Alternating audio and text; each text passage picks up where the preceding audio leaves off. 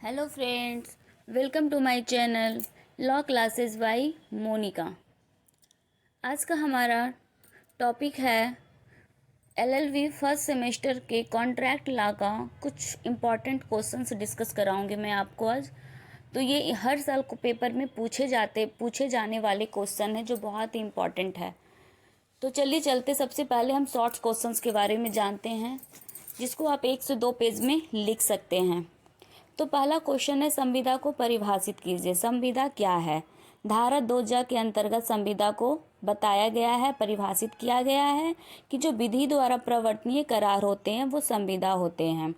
दूसरा क्वेश्चन है, प्रस्तावना क्या है? प्रोपोजल क्या है? धारा 2 के अंतर्गत प्रोपोजल को बताया गया है कि एक व्यक्ति किसी बात को करने या न करने से प्रवृत्त रहने की अपनी रजामंदी किसी अन्य व्यक्ति को देता है तो वो प्रोपोजल होता है।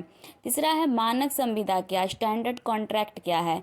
इसमें कोई भी दो पक्षकार कॉन्ट्रैक्ट करता है तो उसमें जो टर्म एंड कंडीशन होते हैं उसको अगर एक पार्टी दूसरा पार्टी भी मान रहा है तो वो मानक संविदा मतलब स्टैंडर्ड प्रपोजल होता है, स्टैंडर्ड कॉन्ट्रैक्ट होता है। चौथा है प्रतिफल, जिसको धारा 2 के अंतर्गत बताया गया है कि प्रतिफल वह वस्तु है जिसका विधि की दृष्टि में कुछ मूल्य है। पांचवा क्वेश्चन है, स्वीकृति का प्रतिसंहरण, रिवोकेशन ऑफ एक्सेप्टेंस क्या है? स्वीकृति का प्रतिसंहरण कब होता है, कैसे किया जाता है? छठा क्वेश्चन है, स्वतंत्र सहमति क्या है? What is free consent? सातवां क्वेश्चन है, सक्षम पक्षकार कॉम्पिटेंट पार्टीज, संविदा करने में कौन सक्षम है? आठवां क्वेश्चन है, शून्य एवं शून्यकरणीय संविदा, वॉइड एंड वॉइडेबल कॉन्ट्रैक्ट। नौवां क्वेश्चन है, अविधिपूर्ण प्रतिफल क्या है? Unlawful consideration.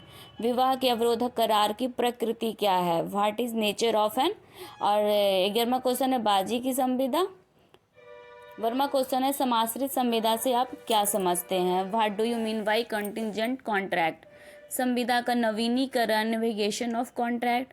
14 क्वेश्चन है, संविदा कल्प की परिभाषा, डिफाइन क्वेसी कॉन्ट्रैक्ट।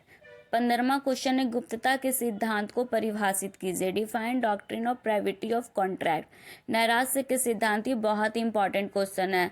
नैराश्य की संविदा के सिद्धांत, फ्रस्ट्रेशन कॉन्ट्रैक्ट। ये नैराश्य के सिद्धांत, गुप्तता के सिद्धांत और समाश्रित संविदा ये हर साल पेपर में पूछे ही जाते हैं शॉर्ट्स क्वेश्चन में। कभी कभी समाश्रित संविदा को लॉन्ग क्वेश्चन में भी पूछ लिया जाता है, बट ये शॉर्ट्स क्वेश्चन में ज़्यादा आते हैं। 17वां क्वेश्चन है, असम्यक असर, मिथ्या विपदेशन, तथ्य की भूल, प्रपीड़न, इसका शॉर्ट्स नोट्स मिल सकता है जो जिसमें चारों क्वेश्चन हो सकते हैं। 18वां है, व्यापार के अवरोधार्थ करार शून्य है, व्याख्या करिए। 19वां है, प्रस्ताव एवं प्रस्ताव के लिए आमंत्रण में क्या अंतर है? इसमें एक केस है, Carlill versus smoke wall company, इसको लिखना मत भूलिएगा, चाहे ये क्वेश्चन शॉर्ट्स में आए या लॉन्ग में आए, ज़्यादातर ये शॉर्ट्स में ही पूछे जाते हैं। प्रस्ताव एवं प्रस्ताव के लिए आमंत्रण में क्या अंतर है? तो पाँच अंतर लिख दीजिएगा, बट इसके नीचे एक वाद जरूर लिखिएगा, Carlill versus smoke wall company.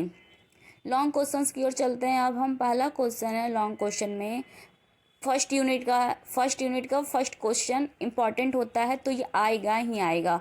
संविदा से आप क्या समझते हैं? इसकी परिभाषा एवं प्रकार क्या हैं? शून्य एवं शून्यकरणीय संविदा क्या है? या में आ सकता है, करार को परिभाषित कीजिए एवं एक करार को विधि द्वारा प्रवर्तनीय करार हेतु आवश्यक शर्तों का वर्णन कीजिए। या तीसरा में आ सकता है, या में कि सभी संविदाएं करार होती है परंतु सभी करार संविदा नहीं होती है, व्याख्या करिए। ये क्वेश्चन इंपॉर्टेंट है, इसे वेरी वेरी इंपॉर्टेंट कर लीजिएगा कि सभी संविदाएं करार होती है परंतु सभी करार संविदा नहीं होती है।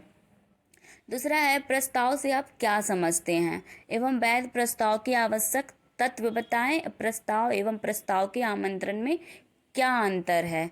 या में आ सकता है, स्वीकृति को परिभाषित कीजिए या स्वीकृति कब पूर्ण मानी जाती है। तीसरा है, प्रतिफल से आप क्या समझते हैं? इसके तत्वों के उदाहरण सहित व्याख्या करिए।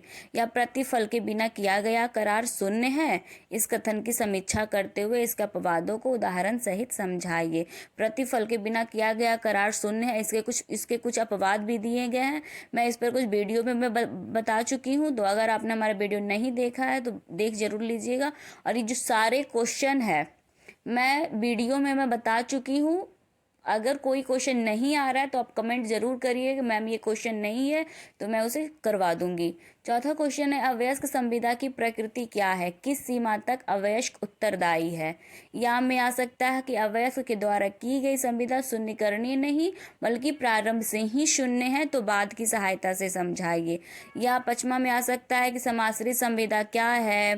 बाजी के करार से इसका अंतर स्पष्ट करिए। या संविदा की उन्मोचन के क्या तरीके हैं? ये भी समाश्रित संविदा तो आएगा ही आएगा, और संविदा की उन्मोचन के तरीके क्या हैं, कैसे उन्मोचित किया जा सकता है संविदा को, ये भी इम्पॉर्टेंट क्वेश्चन है।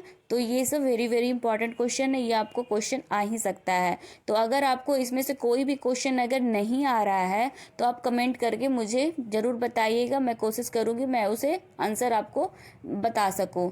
Thanks for watching my video. अगर आपको हमारा वीडियो पसंद आता है तो प्लीज़ लाइक सब्सक्राइब करना नहीं भूलिएगा, क्योंकि आपके एक लाइक सब्सक्राइब से मुझे मोटिवेशन मिलता है एक अच्छा सा वीडियो बनाने का। Thank you.